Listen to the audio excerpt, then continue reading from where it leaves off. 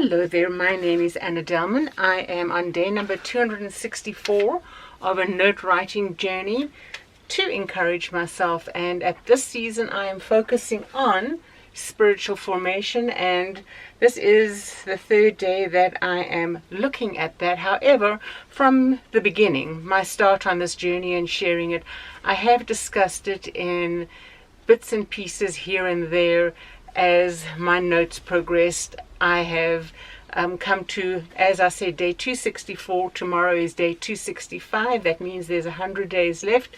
So I needed to up my game, and I need to focus on spiritual formation and make sure that I'm stalwart, secure on the foundation of my faith. And that necessitated an examination of my understanding of the gospel, which is the primary component of spiritual formation, my salvation story, and then the greatest change is what I want to focus on today. So my note is, what is the greatest practical change to your life when you first became a Christian? This is about practical living and overcoming areas or a particular struggle. It is the one thing which can be a tip of an iceberg. Does it reveal areas where caution must prevail? And the more I thought about it, I know what that primary thing was after I was saved. And it wasn't in the instant, within a day. It was a progression. As I spent more time attending a Bible teaching church and learning more about the Word of God in my personal reading as well, I was deeply convicted. Most of my life, people would have described me as a particularly shy person. And in my childhood, when I think back and what you think of as a shy child, I have shared this also before in the past 264 days. A shy child, most people think it's kind of cute, but a little awkward, and they expect you to grow out of it.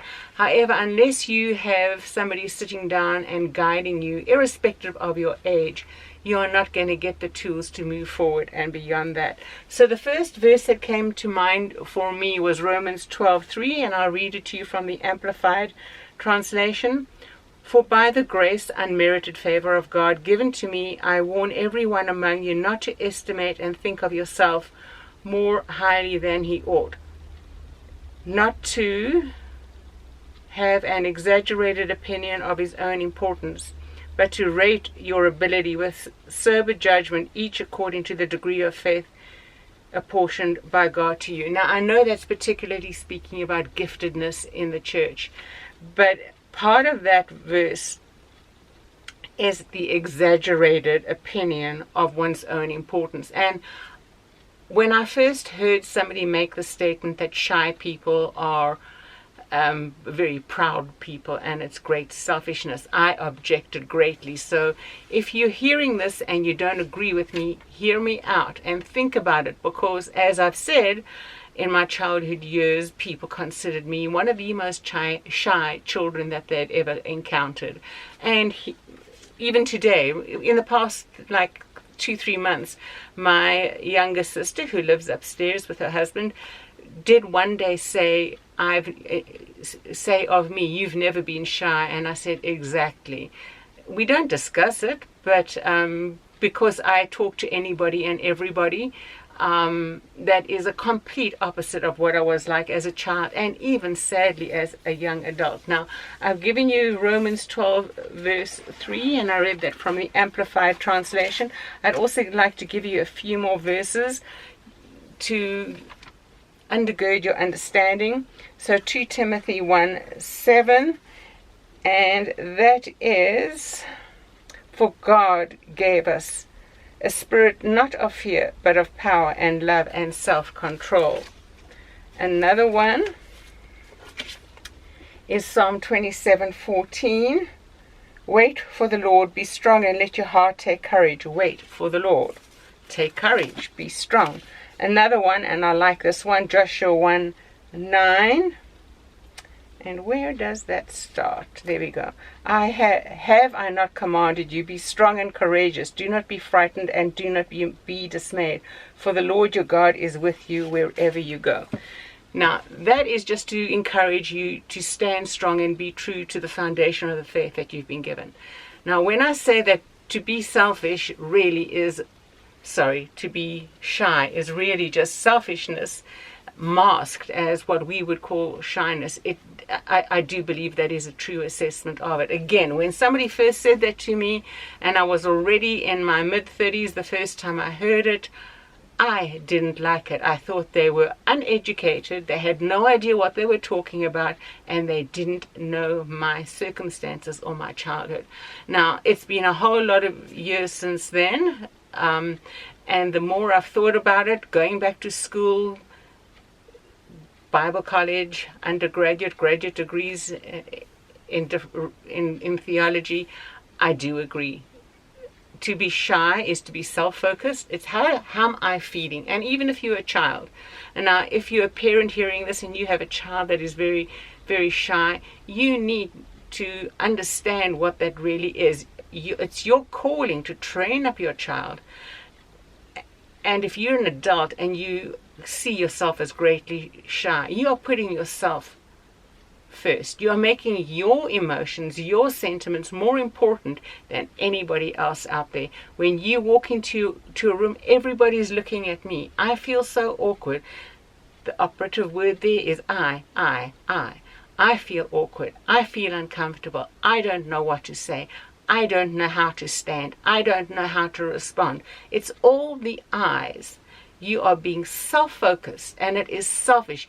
Your emotions, your emotional stability is more important than anybody else around you. Selfishness. Now, when I realized that, obviously I was convicted. So when you make great changes, it comes with knowledge, understanding, conviction, the put off and the put on principles to encourage us to change. When I understood, I was embarrassed because I had justified my behaviors for most of my life, and suddenly I realized, goodness, you're just a selfish girl. You're self-focused. It's all about you, how you feel about anything and everything in any given situation, and I needed to get over it. Now, as I learned to overcome shyness, and it was almost as the understanding came, was within a day or two, I made a point, no longer. I'm going to I know what can be said and should be said. I know what's current. I know I can make conversation, and I did, and I still do. However, those same principles that undergird the evidence of shyness, which is the pride, the self-focus, the selfishness, we always have to be vigilant that that isn't manifest in another way, because it's part of our character that showed itself, or we masked it with being shy. Now that we no longer wear the mask, it doesn't mean that that automatically goes away. We still have to work on it, and that will be what we talk about tomorrow. What needs ongoing change in our lives. So friends, the reason I'm sharing this with you is to show how our spiritual formation addresses these things in our lives, and if we understand, if we can explain the gospel to ourselves and how we would share it with other people. Not that you have to go stand on a cardboard box somewhere and shout it out. That's not what I'm encouraging you to do. Your salvation story, you need to know it. You need to write it out for your own edification, to build you up. The greatest change, think about it. What is it in your life?